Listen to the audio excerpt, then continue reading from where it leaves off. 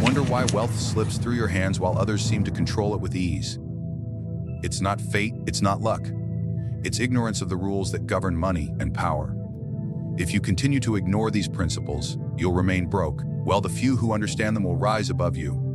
Wealth, in its rawest form, is nothing more than a tool. A tool that can build empires, topple enemies, and carve out influence where none existed before. Yet for the vast majority of men, money is not a tool. It is a master. It dictates their choices, it bends their will, and it keeps them in chains while giving them the illusion of freedom. The first rule of escaping poverty is to recognize that if money controls you, you will never rise above it. A man who is a slave to his desires, his spending, and his constant pursuit of comfort cannot expect to rule over anything greater than his own fleeting pleasures. Consider how the masses treat money. They work tirelessly, counting the hours, begging for raises, chasing short-term gains without a thought of strategy. The moment money enters their hands, it leaves through indulgence. New clothes, meaningless luxuries, status symbols meant to impress the equally poor. They believe they are exercising control, but in truth, they are simply reacting. Their actions are dictated not by reason, but by impulses carefully engineered by those who truly hold power. Advertising, societal pressure, and envy are weapons used to drain them. They fall prey because they never learned that true wealth requires discipline, as ruthless as the discipline of war. To control money is to strip it of its power to seduce you. A man who rules money never allows emotion to dictate its use. Every coin is a soldier, every dollar a weapon, and each must be deployed with calculation. While the average man wastes his army on meaningless battles. Consumerism, vanity, shallow approval. The strategist builds reserves. He invests not only in opportunities, but in control over others. He places money where it multiplies, where it strengthens his position, where it creates leverage. He does not work for immediate gratification, he works for enduring power. Control also requires detachment. Most remain broke because they tie their identity to money itself. When they have it, they feel powerful. When they lack it, they feel weak. This attachment makes them vulnerable. For anyone who can manipulate their sense of self, worth can manipulate their actions. The man of control, however, understands that money is not identity. It is not honor, nor pride. It is nothing but a resource, and resources are meant to be commanded, not worshipped. He can walk away from temptation, endure the scorn of those who mock his restraint, and keep his focus on building lasting power rather than fleeting appearances. This discipline is not only about saving. Saving alone is the virtue of the timid. Control means knowing when to spend and how to spend. It is about placing money with intention, in ways that will open doors, build alliances, or buy silence when necessary. It is about refusing to be predictable in your financial moves. If others can read your habits, they can exploit them. By maintaining control, you keep them guessing, never revealing your true strength until it is too late for them to counter. Understand this. The one who controls money commands those who cannot. Employers dictate the lives of employees, not because they are more intelligent, because they decide the flow of resources. Investors control entire industries not because they labor harder, because they dictate where money gathers and where it dries up. Nations rise and fall on the control of gold, oil, and trade. Power is not found in how much money you touch, in how decisively you direct it. The wealthy elite live by this rule every day, while the broke man remains trapped in reactionary cycles. You will remain broke if you treat money as a fleeting prize, rather than a disciplined army. You will remain broke if you cannot resist the urge to display wealth instead of quietly growing it. You will remain broke if you allow money to dictate your identity, your choices, and your emotions. Control is not glamorous, and it rarely brings applause in the short term. It is slow, calculated, and often misunderstood.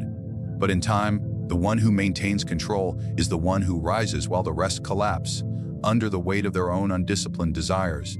The poor man believes wealth comes from labor alone, from trading his hours for wages, from exhausting himself in the service of another's ambition. He believes the harder he works, the richer he will become, yet this belief keeps him chained to poverty. Wealth is not born from effort. It is born from leverage. Leverage is the art of multiplying one's influence, of bending systems, people, and time to work in your favor. Without leverage, you will always remain a servant to those who understand it better. Consider this: the man who works with his hands is limited by his own strength and the hours of the day. No matter how hard he pushes, his ceiling is fixed. Meanwhile, the man of leverage extends himself through tools, through networks, through capital. He is not confined to one body or one lifetime of labor. He multiplies his reach through others.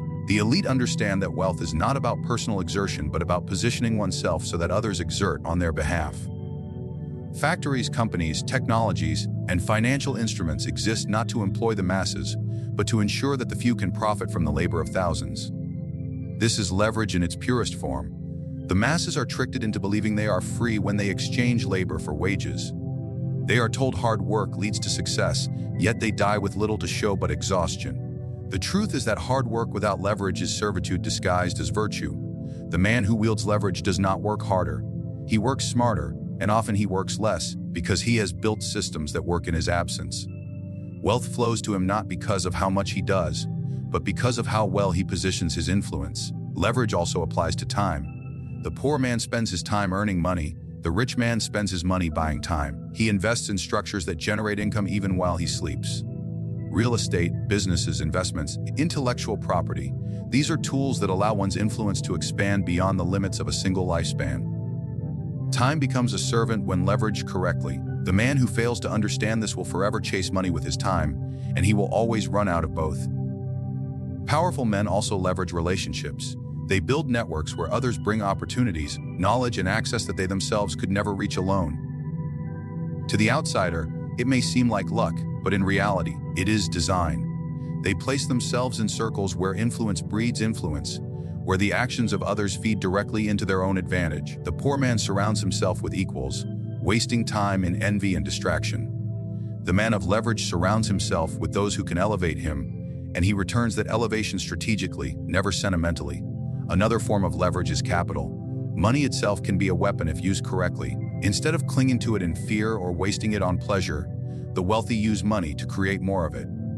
They understand that a dollar left idle is a soldier asleep. A dollar invested strategically recruits more soldiers, creating an army that grows without needing direct command.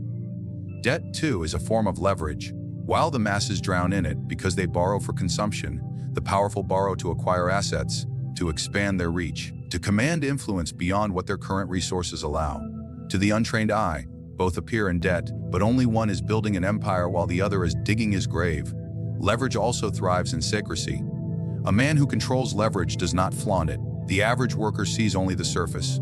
A successful company, a powerful leader, an influential investor. What they fail to see are the countless invisible strings being pulled, the hidden agreements, the unspoken exchanges of power that make such wealth possible. The art of leverage lies in creating a structure where many hands work, but only one man collects the reward. Those who ignore this rule believe in fairness, in equality of effort and return, and because of that belief, they remain poor. It is not enough to simply desire wealth. You must position yourself where leverage is possible.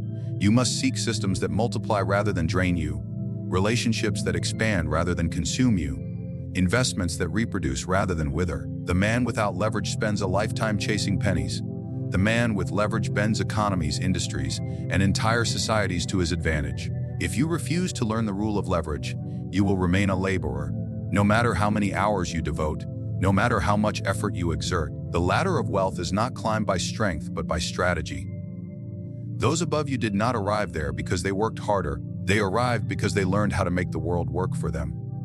Wealth is never built in the open. Those who shout their every move, who expose their plans, and who display their riches for all to see, set themselves up to be exploited, envied, and destroyed. The poor man believes that announcing his progress will bring admiration and respect, but in truth, it invites sabotage. Truly powerful understand that fortune favors the silent. Secrecy is not a weakness, it is a weapon. It keeps enemies blind, rivals unprepared, and the masses distracted while true gains are made quietly in the shadows. The desire to boast is the downfall of many. A man earns a little, and immediately he runs to show the world. He buys luxuries, he parades his purchases, and he makes sure everyone knows of his success. But in his foolishness, he has revealed his strategy and exposed his position. Now predators will come, opportunists will appear, competitors will watch his every move, ready to strike where he is weak. Even those closest to him will envy him, and envy is the seed of betrayal. What he thought was strength becomes his undoing, all because he could not remain silent. Secrecy preserves power. The strategist conceals his intentions behind layers of distraction. He allows others to think he is weaker or less capable than he truly is, while in reality, he is consolidating wealth, building alliances, and preparing strikes that no one anticipates. This is why the elite often appear ordinary in their daily lives, blending with the crowd, while behind closed doors, their influence extends into every corner of society. They allow others to underestimate them, for underestimation is one of the greatest shields a man can have. The masses confuse transparency with honesty, believing that to share everything is to be virtuous. But transparency is a trap for the powerless. The more others know about your finances, your plans, and your ambitions, the easier it becomes to predict and control you. Secrecy protects not only wealth, but also freedom of action. It allows you to maneuver without interference, to change course without warning, to strike before anyone realizes there was even a battle to fight. There is also power in misdirection. The wise man of wealth does not merely hide, he actively deceives. He allows his rivals to see what he wants them to see, often drawing their attention to false battles while he pursues true gains elsewhere. He may appear generous while secretly calculating, appear weak while preparing strength, appear distracted while his focus is sharper than ever. To control perception is to control the battlefield, and secrecy ensures that no one can strike what they cannot see. Wealth built on secrecy is harder to attack. Consider the man who flaunts his riches openly. His enemies know where his assets lie. The government knows what to tax, and thieves know where to aim. He has painted a target on his back, and all the world is invited to take aim. Meanwhile, the man of secrecy stores his fortune in layers of protection, hidden behind trusts, businesses, properties, and accounts that no outsider can easily trace. To the public eye, he may appear modest, but in reality, his influence stretches far beyond what they could imagine. Even within alliances, secrecy is essential. To reveal too much, even to friends, is to hand them the weapons they may one day use against you. History is filled with examples of men betrayed not by enemies, by allies who knew too much of their wealth and strategies. A secret shared is no longer a secret, it is a liability. The wise man shares only what strengthens his position and withholds everything else. He trusts actions over words, results over promises, and ensures that no one holds the full map to his power except himself. Secrecy also disciplines desire. The urge to show off wealth often comes from insecurity, a need to prove worth to others. But this need reveals weakness. True control means resisting this urge, finding satisfaction not in recognition but in quiet dominance. The man of secrecy is content to let the world think little of him, because he knows that recognition is worthless compared to control. Applause cannot buy freedom, and admiration cannot buy influence. What matters is not being seen but being untouchable. The rule of secrecy separates the powerful from the powerless. The broke will always announce, display, and broadcast their every gain, losing much of it in the process. The wealthy operate silently, concealing their movements, protecting their fortunes, and keeping rivals in the dark. Wealth is not simply about possession, it is about protection. And protection begins with silence. Wealth, at its core, is not merely about accumulation but about placement. To possess riches without the right position is to hold a weapon without the battlefield. The poor remain broke not because they lack effort, but because they lack positioning. They are invisible in the arenas where power and money truly circulate. They are easily replaced, easily ignored, and easily discarded. To break free from poverty, one must learn the rule of positioning, the art of making oneself indispensable, of placing oneself where opportunity is forced to flow. The man without positioning lives at the mercy of others. He works in roles where his absence is barely noticed, where a dozen others can take his place without disruption. He bargains for scraps, fights for wages, and pleads for recognition. His life is dictated by chance and circumstance because he has not carved out a place where he matters. Meanwhile, the strategist of wealth refuses to remain in such a state. He maneuvers himself into positions where his presence cannot be ignored, where his removal would create imbalance, and where his influence spreads far beyond his visible role. Positioning is not about luck. It is about deliberate strategy. It is about choosing industries, roles, and networks where wealth flows most heavily and inserting oneself into the stream. The poor waste their lives in stagnant waters, working in places where growth is impossible, where even decades of service yield little more than survival. The powerful select their fields carefully. They place themselves in proximity to decision makers, to capital, to influence. They understand that it is better to be a minor figure in the halls of power than a king among the powerless. Proximity itself breeds opportunity, and opportunity, once seized, creates wealth. Positioning also requires perception. To the blind, opportunities appear random. To the perceptive, opportunities are predictable because they are the natural result of placement. Those who rise know where to stand before the storm of wealth arrives. They invest early, they align themselves with the right people, they build expertise in fields before the masses recognize their value. To others, their success looks like fortune. In reality, it is foresight. By the time the crowd rushes in, the man of positioning is already entrenched, collecting the rewards from ground he claimed long before it appeared valuable. Powerful positioning also lies in reputation. A man may lack wealth initially, but if he positions himself as indispensable through skill, knowledge, or influence, wealth will be drawn to him. Employers, partners, and investors are forced to rely on him, not because they want to, but because they cannot afford not to. The poor man is expendable because he refuses to sharpen himself into something rare. He is a copy in a world filled with copies. The strategist, however, becomes unique, and uniqueness commands reward. To be rare is to be needed. To be needed is to be paid. Positioning is also a matter of perception management. How others see you influences how they treat you. The wealthy know how to create an image that commands respect and attention. They do not reveal every detail, nor do they beg for approval. They project authority, confidence, and competence in ways that force others to recognize their presence.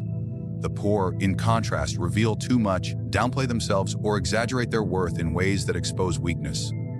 Positioning requires restraint, careful projection, and a deep understanding that appearances, crafted with precision, can open doors that effort alone cannot. Another element of positioning is control of environment. The wealthy rarely allow themselves to remain in places that diminish their power. They move cities, industries, and even entire nations to ensure that they operate where opportunity flows most abundantly. They are not rooted in sentiment, they are rooted in strategy. The poor cling to comfort zones, staying in familiar environments where little changes. The strategist uproots himself as many times as necessary until he stands where money cannot ignore him. His loyalty is not to place, but to advantage. Positioning is also about leverage over others. The wealthy place themselves in roles where people must come to them. A banker, an investor, gatekeeper of resources. These roles ensure that others approach with need, and need always carries payment. The poor position themselves as seekers, begging for opportunities, asking for favors, waiting to be chosen.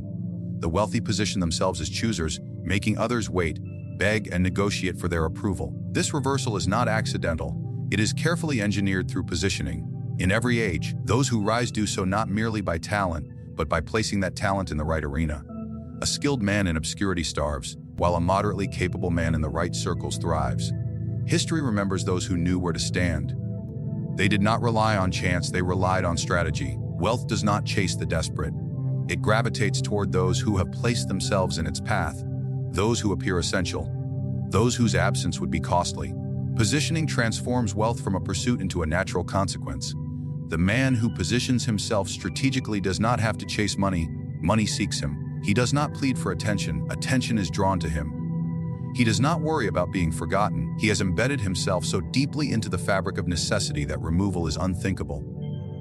The poor remain broke because they refuse to master this art, because they fail to see that in the game of wealth, where you stand often matters more than how hard you work. Wealth is not an accident, nor is it the result of blind luck. It is the outcome of discipline, strategy, and a ruthless understanding of the rules that most people ignore.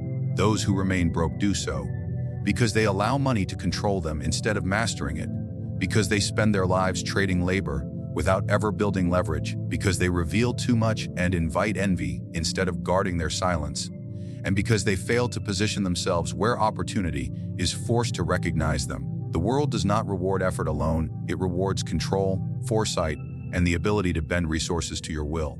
The majority will forever remain trapped in cycles of labor, consumption, and display, never realizing why their wealth slips away as quickly as it comes. But for the few who embrace these rules, wealth becomes inevitable, not because they chase it, but because they build lives where money has no choice but to serve them. The decision is yours. You can remain among the many, slaves to impulse and appearances, or you can join the few who quietly build power, shape outcomes, and command fortunes. Wealth has always belonged to the disciplined, the silent, the strategic, and the indispensable. If you ignore these rules, you will remain broke. If you master them, you will rise above the rest.